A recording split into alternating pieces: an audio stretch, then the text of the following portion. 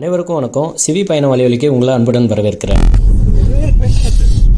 ஏற்கனவே பனிச்சறுக்கி இவ்வளோ சவாலான இருக்க இந்த சாலையில் பனி புயல் வேறு வருது. இதில் அரசாங்கம் வேறு பனிச்சரிவு எச்சரிக்கை கொடுத்துருக்காங்க. இதில் எப்படி நம்ம இந்த 200 கிலோமீட்டர் ஓட்டிக்கிட்டு நார்வேக்கிலேருந்து திராம்சோவுக்கு போய் சேர போகிறோம் இன்றைக்கி அப்படிங்கிறதான் இந்த காணொலி. வாங்க காணொலிக்குள்ளே போவோம். அங்கே போய் திராம்சோலையும் தெருவா நம்ம சுற்றலாம் வாங்க. இந்த ஓட்ஸ் கூட கோதுமை மாவு, எண்ணெய், சர்க்கரை இதெல்லாத்தையும் சேர்த்து உருட்டி வச்சுருக்காங்க. அதுதான் இன்றைக்கி நமக்கு காலையில் சாப்பாடு. ஜல்லியா சில்லி மாதிரி பேசக்கூடாது. This is called Kellogg's. நீங்க சொல்லு கெலாக்ஸ். அது என்னமா கேப்பே போல. காலையில் ஆனால் வண்டியில் இருக்கிற இந்த கண்ணாடியில் இருக்கிற பனிக்கட்டியை சுரண்டுறதுக்கே ஒரு பெரும்பாடாக இருக்குங்க பாருங்கள். பனி பூ மாதிரி விழுந்து அது அப்படியே உருகி இறுகி என்ன ஆயிருக்குன்னு பாருங்கள். இதை வச்சு தான் சுரண்டணும். இங்கெல்லாம் பாருங்கள் எப்படி ஆயிருக்குன்னு.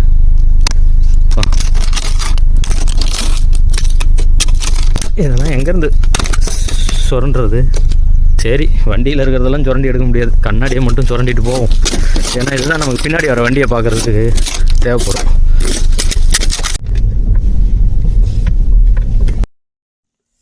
அப்படியே கிளப்பி வண்டி அப்படியே உருட்டிக்கிட்டே போகிறோம். எப்படித்தான் தினைக்கும் இந்த இதெல்லாம் வண்டி ஓட்டுறாங்களோ. கொஞ்ச நாள் ஓட்டுறதுக்கே நமக்கு நாக்கு தள்ளுது. பார்க்குறதுக்கு தாங்க விடிய காலமாக இருக்குது. இங்கே பாருங்கள், பள்ளிக்கூடத்து பசங்களாம் மதிய சாப்பாட்டுக்கு வீட்டுக்கு வந்துட்டாங்க. மணி 12 இந்த வெளிச்சம் கூட இன்னும் கொஞ்சம் நேரத்துக்கு தான். அப்படியே லேசாக விடிஞ்சாப்பில் இருக்கும், அப்புறம் அப்படியே இருட்டிடும். இங்கெல்லாம் இந்த மாதிரி அதிகமாக மழை பெஞ்சிருச்சு, பனி பெஞ்சிருச்சு அப்படின்லாம் பள்ளிக்கூடத்துக்கு விடுமுறையெல்லாம் விட மாட்டாங்க. எவ்வளோ பனி கட்டினாலும் பள்ளிக்கூடத்துக்கு போயே தீருவாங்க. ரொம்ப அரிதாக தான் இந்த மாதிரி இயற்கை சீற்றத்துக்கெல்லாம் இங்கே விடுப்பு விடுவாங்க. இது பாருங்கள், இந்த சாலையெல்லாம் இதுவே சுத்தம் பண்ணி வச்சுருக்காங்க. நேற்று இரவு வரும்போதெல்லாம் இந்த பக்கம் ஒன்றுமே கிடையாது. அப்படியே முழுக்க வெள்ளையாக தான் இருந்துச்சு. குண்டு குழி எதுவுமே தெரியல. சுரண்டனதுனால ஏதோ அங்கங்கே பார்த்து அப்படியே போய் உருட்டிகிட்டு போக முடியுது. இந்த நார்வேக் பார்த்திங்கன்னா ஒரு ரொம்ப பழமையாய்ந்த நகரம். குறிப்பாக பார்த்திங்கன்னா இந்த ஊருக்கு என்ன சிறப்பு அப்படின்னா, இங்கே இருக்கிற ஒரு துறைமுகம் தான். அந்த துறைமுகம் தான் இது வந்து 2ஆம் உலகப் போரில் ஒரு முக்கியமான இங்கே ஒரு சண்டை நடந்துச்சு. நாசி படைக்கும் ஆங்கிலேயர் படைக்கும் இங்கே ஒரு பெரிய போர் நடந்துச்சு. அதுக்கு 1940. அதுக்கு மிக முக்கியமான காரணமும் இந்த துறைமுகம் தான். சம்பந்தமே இல்லாமல் இவ்வளோ வடக்க இருக்கிற நார்வேக்கு எதுக்குடா ஆங்கிலேயர்களும் ஜெர்மனியர்களும் 2000 கிலோமீட்டர் தாண்டி போய் சண்டை போட்டுக்கிட்டாங்க அப்படின்னு பார்த்தா, இந்த துறைமுகத்தில் இருந்து தான் ஸ்வீடனில் லுலியா மற்றும் கிருணாவில் இருந்து வர்ற இரும்புத்தாதை வந்து வெளியே ஏற்றுமதி பண்ணுறாங்க. இதுலேயும் பாருங்கள், ஸ்வீடனுடைய கிழக்கு பகுதியில் இந்த பக்கம் இருக்கிற இந்த கடல் வழியாக போகாமல் ஏன்டா நார்வேக்கு போய் மேற்கு கடலில் கொண்டு போகிறாங்க அப்படின்னு பார்த்தா அதுக்கும் ஒரு காரணம் இருக்குது. என்னன்னா, அந்த குளிர்காலத்தில் ஸ்வீடனுடைய கிழக்கு பக்கத்தில் இருக்கிற இந்த கடல் வந்து முழுசாக உறைஞ்சு போயிருக்கு. அதுவே நார்வேக்கு வந்து உறையாமல் இருக்கும். ஸ்வீடனுடைய கிழக்கு பக்கமாக இருக்க கடல் வழியாக இந்த இரும்புத்தாது எல்லாத்தையும் வெளியே கொண்டு போகணும் அப்படின்னா முதல்ல அந்த பனி எல்லாம் உறைஞ்சு போயிருக்க அந்த பனி எல்லாத்தையும் உடைக்கிறதுக்கு முன்னாடி ஒரு கப்பல் போகணும். அதுக்கு பின்னாடி தான் இரும்புத்தாதை கொண்டு போக முடியும். அதுவே நார்வேக்கு வந்துட்டாங்கன்னா, தரை வழியாக நார்வேக்கு வந்துட்டாங்கன்னா நார்வேக்கில் இருந்து எளிதாக வந்து வெளியே ஏற்றுமதி பண்ணிடலாம். அதனால தான் நார்வேக் வந்து ஒரு முக்கிய நகரமாகவே ஆச்சு. இங்கே பாருங்களேன், இந்த சாலை ஓரமாக இருக்கிற இந்த பாறை மேலே கூட அப்படியே தண்ணியெல்லாம் இறுகி எப்படி பனிக்கட்டியாயிருக்கு பாருங்க. கடந்த 120 வருஷத்தில் இந்த நார்வேக் துறைமுகம் வழியாக மட்டும் 1,00,000 கோடி கிலோ இரும்புத்தாதை ஏற்றுமதி பண்ணியிருக்காங்க. அதெல்லாம் சரிதான்ப்பா, துறைமுகம் இரும்பு இதுக்கும் போருக்கும் என்னப்பா சம்மந்தம் அப்படின்னு கேட்குறீங்களா? துறைமுகத்துக்கு சம்மந்தம் இல்லை, ஆனால் இரும்புக்கு கண்டிப்பாக சம்மந்தம் இருக்குது. அந்த இரும்புக்காக தான் ஆங்கிலேயர்களுடைய படையும் நாசி படையும் இந்த நார்வேக்கில் 1940 சண்டை போட்டுக்கிட்டாங்க. இரும்புக்கும் போருக்கும் என்ன சம்மந்தம் அப்படின்னு தெளிவாக தெரிஞ்சுக்கணும் அப்படின்னா, திரு மன்னன் அவர்களுடைய ஆயுத தேசம் அப்படிங்கிற நூலை வாங்கி நீங்கள் படிச்சிங்கன்னா ரொம்ப தெளிவாகவே உங்களுக்கு தெரிய வரும். இல்லை இந்த நார்வேக் போரை பற்றி நான் நிறைய தெரிஞ்சுக்கணும் அப்படின்னு நீங்கள் நினச்சிங்கன்னா, நார்வேக் அப்படின்னு 2022 ஒரு படம் வந்திருக்கு. நார்வேக் ஹிட்லர்ஸ் ஃபர்ஸ்ட் டிஃபீட் அப்படின்ட்டு.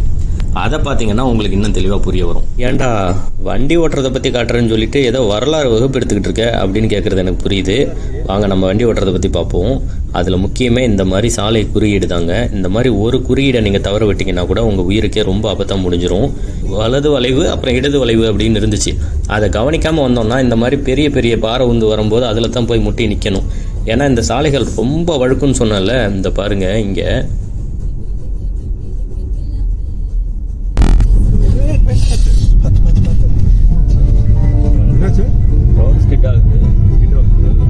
இந்த இடத்துல எங்கள் வண்டி வலது பக்கம் நாங்கள் திரும்பும்போது வண்டியோட பின்பகுதி வந்து பக்கத்து சாலைக்கு போக ஆரம்பிச்சிருச்சு. அனுமதிக்கப்பட்ட வேகத்தை விட பொறுமையாக தான் ஓட்டிக்கிட்டு இருக்கேன், ஆனால் இதுவே வழுக்குது. இதை விட இன்னும் பொறுமையாக ஓட்டணும் போல். இத்தனைக்கும் இதே நார்விக்லேருந்து இந்த திராம்சா போகிற இந்த சாலையில் இதுக்கு முன்னாடி நான் 3 ஆண்டுகள் இந்த பனிக்காலத்திலே வந்து ஓட்டியிருக்கேன். எத்தனை முறை ஓட்டினாலுமே இந்த சாலையில் மட்டும் நான் உயிரை கையில் பிடிச்சிக்கிட்டு தான் ஓட்டுவேன். இந்த 230 கிலோமீட்டரில் ஒரு 100 கிலோமீட்டர் பார்த்திங்கன்னா பெரிய பெரிய மலைகளுக்கு நடுவில், பெரிய பள்ளத்தாக்குகளுக்கு இடையில், நிறைய சருகலான பாதையில், திருப்பங்களோட பயங்கரமாக இருக்கும். அதனால் இந்த வழியாக வர்றவங்க, வண்டியில் வர்றவங்க குளிர்காலத்தில் எந்த ஒரு சாலை குறியீடையும் தவற விடாமல் கவனமாக பார்த்து பொறுமையாக ஓட்டிட்டு வாங்க. நார்விக்கிலேருந்து திராம்சா போய்கிட்டு இருக்கோம். மலைக்கு மேலே முழுக்க மலைக்கு மேலே மலை, அது முழுக்க பனின்னா பனி பெழிஞ்சு பூ மாதிரி பெழிஞ்சு பனிமழையாக பெஞ்சும் இருக்குது. அதுக்கு மேலே இறுகியும் இருக்குது, பனி கட்டியாகவும் இறுகி போயிருக்கு. வண்டி அதுங்க பாருங்கள், இந்த சாலையில் இங்கே மேலே பனி விழுந்து கிடக்கு. இதை தள்ளினீங்கன்னா கீழேயும் வந்து பனி தான் கட்டியாகி இறுகி போயிருக்கு. நல்ல இதுக்கு மேலே தான் வண்டி ஓட்டிகிட்டு வந்துட்டுருக்கோம். அந்த சாலையுமே அப்படி தான் இருக்கும். வண்டி போகிற இடமுமே பார்த்திங்கன்னா முழுக்க பனிக்கட்டி இறுகி போய் இதுவாக இருக்கும்.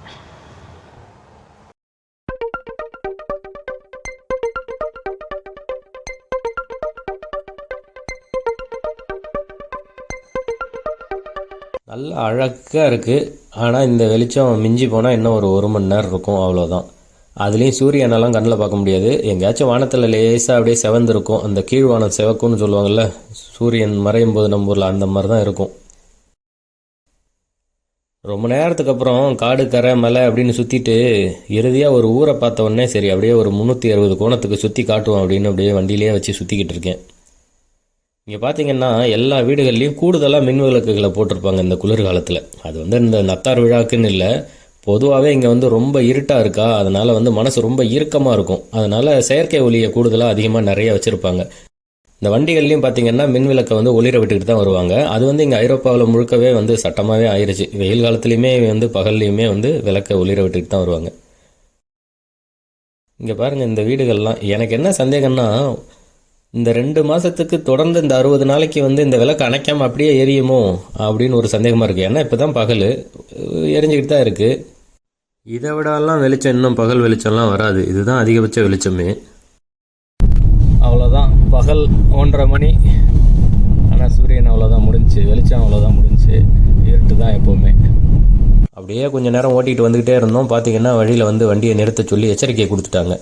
என்னென்னா புயல் மற்றும் பனிச்சரிவு எச்சரிக்கை அப்படின்றாங்க. பனி அடுக்குச்சரிவு அப்படின்னா என்ன அப்படின்னா, ஒரு குறிப்பிட்ட நேரத்தில் நிறைய பனி பெஞ்சிடுறதுனால இந்த மலை மேலே இருந்து பனி வந்து உருண்டு திரண்டு அது அப்படியே சாலைக்கு வந்து வேகமாக வந்து விழுந்துருமா. அது பார்த்திங்கன்னா வண்டி எல்லாத்தையும் கூட தள்ளிடும் அப்படின்னு சொல்கிறாங்க. ஆங்கிலத்தில் வந்து இதை வந்து அவலான்ச்சி அப்படின்னு சொல்கிறாங்க. நான் இதுக்கு முன்னாடி எப்படா இதெல்லாம் கேள்விப்பட்டிருக்கேன் அப்படின்னா செய்தியில் பார்த்துருக்கேன். நம்ம ஊரில் இந்த சிக்கிம் அப்புறம் இந்த காஷ்மீர் இந்த பகுதியெல்லாம் வந்து பனிச்சரிவுனால் வந்து வண்டி வந்து பள்ளத்தாக்கில் விழுந்துருச்சு, அங்கே விழுந்துருச்சுன்னு. எனக்கு நேர்லலாம் அதில் போய் சிக்க ஆசை இல்லை. அதனால் என்ன பண்ணிட்டோம் அப்படின்னா, செவனேன்னு வண்டியை ஓரமாக போட்டு ஒரு மணி நேரத்துக்கு உட்காந்துட்டோம். பார்த்திங்கன்னா பனியெல்லாம் வழக்கமாக பெய்யறதை விட பெருசாக விழுந்துக்கிட்டு இருக்கு. எல்லாம் ஒன்றோட ஒன்று சேர்ந்து அப்படியே கூடி பெருசாக விழ ஆரம்பிச்சிச்சு. ஒரு வழியாக கொஞ்சம் பனி குறைஞ்சிது. வண்டி எடுத்துகிட்டு வண்டியை போட்டோம் அப்படின்னு சொல்லிட்டு ஓட்டிகிட்டு வந்துக்கிட்டு இருக்கோம். எதிர்க்க எவனும் வந்துடக்கூடாதுரா ஐயா. ஆனால் இங்கே சாலை ஓரளவுக்கு கொஞ்சம் நல்லா தான் இருக்குது. முன்னாடி நம்ம வந்த மாதிரி பள்ளத்தாக்கில் வந்த அளவுக்கு ரொம்ப ஆபத்தாலாம் இல்லை. ஒரு வழியாக திராம்சா உள்ள நுழைஞ்சிட்டோம். ஆனால் இது வரைக்கும் நம்ம ஓட்டிக்கிட்டு வந்தது பெருசு இல்லை. இந்த திராம்சாவில் ரொம்ப பாதுகாப்பாக ஓட்டணும். ஏன்னா இங்கே மக்கள் கூட்டம் நிறைய இருக்கும். மற்ற ஊருங்க மாதிரி இது கிடையாது. இது ரொம்ப பெரிய ஊர். இங்கே வந்து இது அதுலேயும் குறிப்பாக இப்போ நம்ம நுழையிற சாலை பார்த்திங்கன்னா மக்கள் நடக்கிறதுக்கான சாலை. கடைவீதியில் வந்து நடக்கிறவங்களுக்கு தான் முதன்மை உரிமை இருக்குது. அவங்கள நடந்து விட்டுட்டு தான் நம்ம வண்டியை ஓட்டு போகணும். அதனால் அவங்க நடக்க ஆரம்பித்தாலே நம்ம வண்டியை நிப்பாட்டிடணும். ஏன்னா இது பனி நம்ம நினைக்கிற மாதிரிலாம் நிறுத்த முடியாது. நீங்கள் வண்டியை நிறுத்துறதுக்கு அழுத்தினாலுமே வண்டி வந்து ஒரு 5 மீட்டர் 10 மீட்டர் போய் தான் நிற்கும். அதனால் பொறுமையாக தான் உருட்டிக்கிட்டு போகணும். அது போக சாலை ஓரமாக எவனாச்சும் நடக்கிறதுக்கு தயாராக இருக்கானான்னு அதை வேற பார்த்துக்கிட்டு போகணும். ஏன்னா சட்டுன்னு குறுக்க பாஞ்சிருவாங்க. இந்த குறியீடெல்லாம் இருக்குது பாருங்கள் பக்கத்தில், அதெல்லாத்தையும் கூட பார்த்துக்கிட்டு போகணும். ஏன்னா அது இருந்தால் நடக்கிறவங்களுக்கு கண்டிப்பாக நீங்கள் நிறுத்தி வழி விட்டு தான் ஆகணும். அது நடக்கிற சாலையோ இல்லை வண்டி ஓட்டுற சாலையோ எந்த சாலையாக இருந்தாலும் அந்த குறியீடு இருந்துச்சுன்னா மட்டும் நடக்கிறவங்களுக்கு தான் முதன்மை உரிமை இருக்குது. அவங்கள விட்டுட்டு தான் போகணும். எவ்வளோ நேரம் ஆனாலும் நிறுத்தி விட்டுட்டு தான் போய் ஆகணும். திராம்சா வந்துட்டோம். எவ்வளோ நேரம் அந்த பனியில் பனியே வந்து புயலாக அடிச்சிட்டு இருந்துச்சு. அதில் அப்படியே பொறுமையாக நகர்ந்து ஊர்ந்து உருட்டிக்கிட்டு வந்தோம். வந்து ஒரு வழியாக சேர்ந்தாச்சு. இங்கேயும் பார்த்தீங்கன்னா முழுக்க பனியாக தான் இருக்கும், எங்கே பார்த்தாலும் பனி தான். ஆனால் இதுக்கு முன்னாடி நான் வந்தப்போல்லாம் நல்லா ஊரை சுற்றலை, இந்த முறை சுற்றி பார்க்கலான்னு நினைக்கிறேன். நிறைய நேரம் இருக்கும். நாளைக்கு வேணா புக் பண்ணி. இதுதாங்க திராம்சாவுடைய முதன்மை தெரு. இந்த தெரு பேரே முதன்மை தெரு தான், இல்லை பெரிய தெருன்னு சொல்லுவாங்க இந்த ஒரு மொழியில். ஸ்டூர்காட்டா அப்படின்னு சொல்லுவாங்க நார்வேயன் மொழியில். இந்த தெருவில் தான் உங்களுக்கு வந்து பெரிய உணவகம், விடுதி, அப்புறம் சுற்றுலா பயணிகளுக்கான தகவல், இந்த இதுதான் வந்து அருங்காட்சியகம். அப்படியே இந்த பக்கம் பார்த்தீங்கன்னா உங்களுக்கு வந்து அந்த பெரிய தேவாலயம் தெரியும். இது திராம்சாவுடைய முக்கியமான தேவாலயம். எல்லாமே இந்த தெருவில் தான் இருக்குது. முதன்மையானது, முக்கியமானது எல்லாமே. நாங்கள் சும்மா இங்கே ஒரு தகவலை மட்டும் கேட்டுட்டு அப்படியே கிளம்பிட்டோம். நாளைக்கு வந்து பொறுமையாக அந்த தெருவை நான் சுற்றி காட்டுறேன். இப்போ பார்த்தீங்கன்னா எங்களுக்கு வந்து இந்த திராம்சாவுக்கு வந்ததுக்கான காரணம் சொன்னல, 3 காரணம் தான். இந்த பயணத்துடைய முக்கிய காரணமே 3 தான். 1, இந்த சமி மக்கள், கலைமான்கள் இதெல்லாத்தையும் பார்க்கறது. 2, நம்ம கிருணாவில் போய் பனிக்கட்டிய விடுதியை பார்க்கறது. இதெல்லாம் பார்க்காதவங்க அந்த காணொலியோட இணைப்பை கீழே கொடுத்துருக்கேன், போய் பார்த்துட்டு வாங்க. அதுக்கப்புறம் 3வது முக்கியமானது நமக்கு வந்து இந்த துருவ ஒளி. இது இந்த வடதுருவ பகுதியில், ஆர்டிக் பகுதியில் மட்டுமே இது தெரியும். நம்ம பாட்ஷா படத்தில் ரஜினிகாந்த் ஒவ்வொரு விளக்காக ஏற்றுற மாதிரி 2 விளக்கை ஏற்றியாச்சு. 3வதாக இந்த துருவ ஒளியும் பார்த்துட முடியுமான்னு தெரில, பார்ப்போம். இதுக்காகவே நாங்கள் வந்து இந்த திராம்சாவில் 3 நாள் தங்கியிருக்க போகிறோம். வாங்க அடுத்தடுத்து என்ன நடக்குதுன்னு பார்ப்போம். இதுக்கிடையில் நம்ம திராம்சாவையும் அங்கங்கே சுற்றி பார்க்கலாம். நான் ஏற்கனவே சொன்ன மாதிரி இது திராம்சா வந்து மற்ற ஊர் மாதிரி கிடையாது. ஆர்டிக் பகுதியிலேயே பெரிய ஊர்கள்னு எடுத்துக்கிட்டிங்கன்னா, உலகம் முழுக்க இருக்க ஆர்டிக் பகுதி, அந்த வட துருவத்துக்கிட்ட இருக்குல்ல ஆர்டிக் கோடு, அந்த ஆர்டிக் பகுதியில் இருக்கிற பெரிய ஊர்களில் திராம்சா வந்து 3வது பெரிய ஊர். கிட்டத்தட்ட 80,000 மக்கள் இருக்காங்க. நார்வேன்னு எடுத்துக்கிட்டிங்கன்னா, நார்வேலேயே இதுதான் வந்து 12வது பெரிய ஊர். அந்த அளவுக்கு ஒரு முக்கியமான ஊர். அதுபோக வட துருவத்துக்கிட்ட இருக்கிறதுனால இங்கே பெரும்பான்மையான மக்கள் பார்த்திங்கன்னா வந்து இந்த சமி மக்கள் தான். நான் ஏற்கனவே போன காணொலியில் சொன்ன மாதிரி இந்த சமி மக்கள் தான். அவங்களோட முதன்மை தொழில் இந்த மான் வளர்க்குறது, துருவ மான் வளர்க்குறது. அதுக்கப்புறம் பார்த்திங்கன்னா மீன் பிடிக்கிறதும் இவங்களுடைய ஒரு முக்கியமான தொழில் தான். நம்ம தாங்க இதை வந்து திராம்சோன்னு ஆங்கிலத்தில் பேசிக்கிட்டு இருக்கோம். ஆனால் இந்த சமி மக்கள் இதை எப்படி சொல்கிறாங்க அப்படின்னா, ரோம்சா அப்படின்னு தான் இதை சொல்கிறாங்களே. சில சமயம் த்ரோம்சான்னு சொல்கிறாங்க, ஆனால் ரோம்சான்றது தான் அவங்களுடைய மொழியில் இந்த ஊருக்கான பேர். அதுபோக இந்த திராம்சாவுக்கு வேறு என்னெல்லாம் இன்னும் முக்கியமான சிறப்பு இருக்குது அப்படின்னா, உலகத்திலேயே மிகவும் வடக்கு பகுதியில் உள்ள ஒரு பல்கலைக்கழகம் இங்கே தான் இருக்குது. அந்த பல்கலைக்கழகத்தில் பார்த்திங்கன்னா ஆர்டிக் அறிவியல்னே ஒரு தனித்துறை வச்சுருக்காங்க. அதாவது ஆர்டிக் பகுதியில் இருக்க மக்கள், மொழி, விலங்கு, கல், மண், பனி, வெப்பநிலை, இது எல்லாத்த பற்றியும் தெரிஞ்சுக்கிறது, படிக்கிறதுக்கான ஒரு துறை அது. இந்த உலகத்தில் ஒவ்வொரு பகுதியும் எவ்வளோ வித்தியாசமாக இருக்குதுன்னு நினச்சாலே ரொம்ப வியப்பாக இருக்குது. ஆனால் இங்கே பாருங்களேன், இந்த தெருவெல்லாம் பயங்கரமாக வச்சுருக்காங்க. நமக்காகவே இந்த விளக்கெல்லாம் ஒளிய விட்ட மாதிரி தெரியுது. ஆனால் எதுக்குடா இவ்வளோ மின்சாரத்தை வீணாக்குறீங்கன்னு கேட்க முடியாது. ஏன்னா அவங்களுக்கு வேறு வழி இல்லை.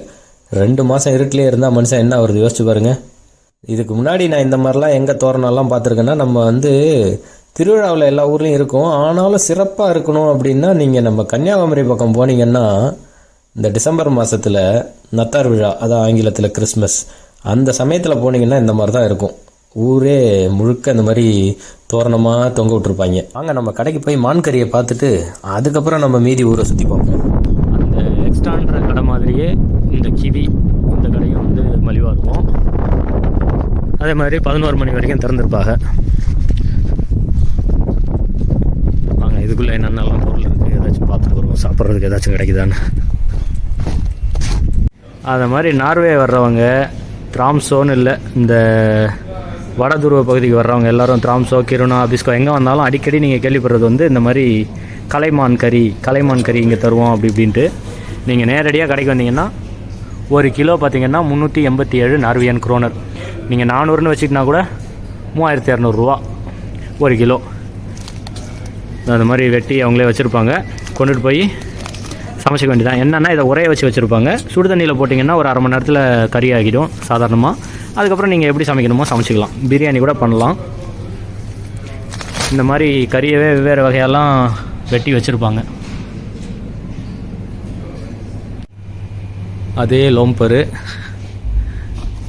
பார்த்திங்கன்னா இது வந்து கிவியோடைய இவங்களோட சொந்த தயாரிப்பு. இந்த ஃபஸ்ட் ப்ரைஸ் அப்படிங்கிறது இது மட்டும் பார்த்திங்கன்னா 10 வந்து 7 குரோனர். அதுவே மற்ற தயாரிப்பெல்லாம் பார்த்திங்கன்னா 30 அந்த மாதிரி இருக்கும்.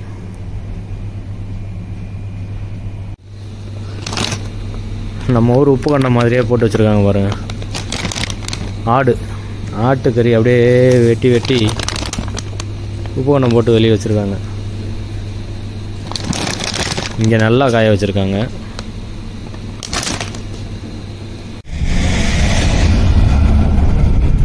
இப்போ தானடா இந்த பக்கம் போனோம், அதுக்குள்ளே பாருங்கள் என்ன வேலை ஆயிடுச்சுன்னு. போட்டு போயிடலாமா இல்லை அப்படியே வச்சுட்டு போயிடலாமா? சாரி,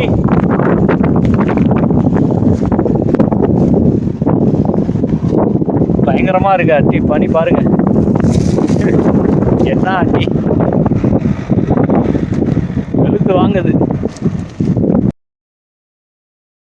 யாரும் பயப்படாதீங்க, காணொலியில் வந்த மாதிரிலாம் பாட்டு பாட மாட்டேன். ஏன்னா இந்த மெது இயக்கம் வந்தாலே உங்களுக்கு வந்து எல்லாரும் நான் காணொலியில் பாடின பாட்டு தான் ஞாபகத்துக்கு வரும்னு நினைக்கிறேன். நான் அது எப்படி வருது அப்படிங்கிறது வேகமாக வரும்போது நமக்கு கண்ணுக்கு தெரிலல்ல, எவ்வளோ பெரிய துகளாக வருதுன்னு காட்டுறதுக்காக நான் கொஞ்சம் மெதுவாக இயக்கி காமிச்சேன். சூற காத்தா இருக்கு.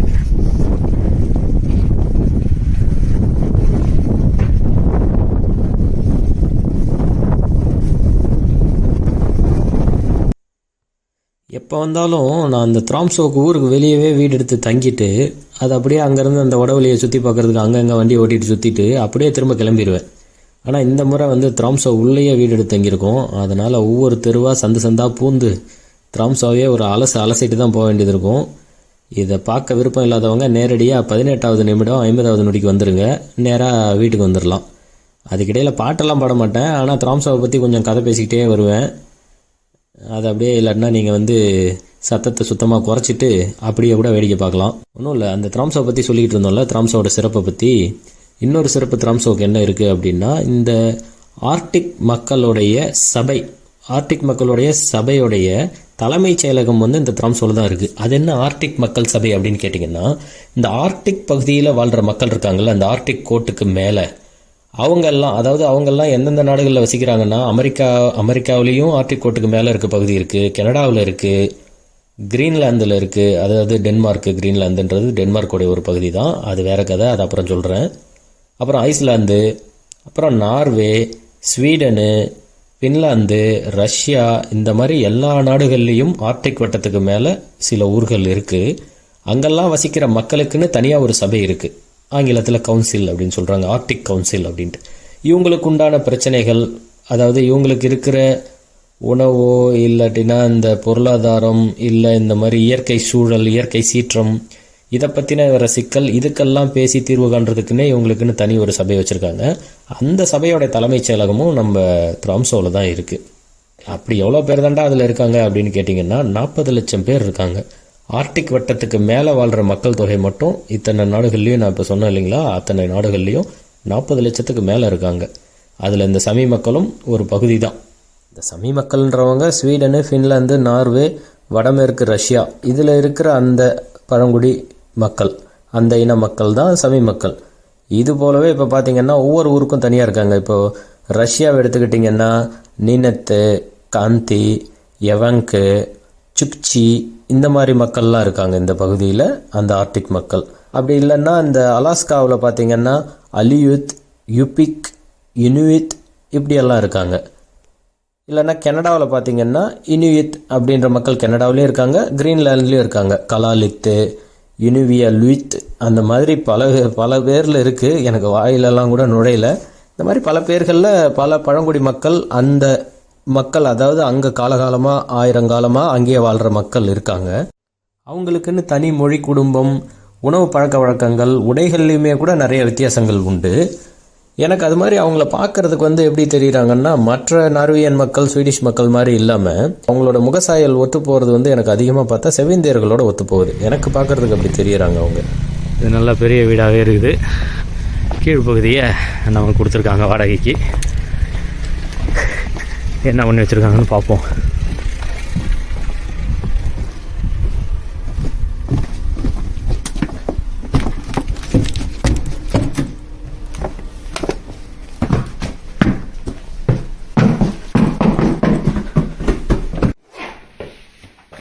நல்லா பெரிய இருக்கையே இருக்குப்பா. படுக்கையும் நல்லா பெருசாக இருக்குது, 2 பேர் தூங்குறதுக்கு. இங்கே பாருங்க, ஆளுக்கு ஒரு ரூம் இல்லைங்க. தெரில. ஆமாம், இங்கே ஆளுக்கு ஒரு ரூம். நல்லா சூடு பண்ணி வச்சுருக்காங்க. அது ரூம் இருக்கு. நல்ல பெரிய வீடு. இந்த அடுப்படி எல்லாம் சிறப்பாக இருக்குது. ஆமாம், 3 அறை இருக்குது. இந்த அறையும் சிறப்பாக இருக்குது. இங்கே பாருங்க, 3 அறை. ஆனால் இந்த அறைகள்லாம் அவங்க இன்னும் சூடு பண்ணலை. நம்ம வேணால் சூடு பண்ணி வைக்கலாம். எதுக்கு எல்லா விளக்கையும் அணைச்சிருவோம். ஆமாங்க, 3 அறை இருக்குது. அப்படிதான் சொல்லி புக் பண்ணுது. அது மாதிரி குளியல் அறையும் நல்லா சிறப்பாக இருக்குது. நல்லா பெருசாக வச்சுருக்காங்க. நார்வேவில் சொல்லவே வேணாம், இடத்துக்காக கொஞ்சம் இந்த துணி துவைக்கிறதுக்கும் வாய்ப்பு இருக்குது. 3 நாள் இங்கே தான் தங்க போகிறோன்றதுனால நல்லாவே நம்ம தாராளமாக துணியை துவைச்சி காய போட்டுடலாம். மீண்டும் அடுத்த காணொலியில் சந்திப்போம். நன்றி, வணக்கம்.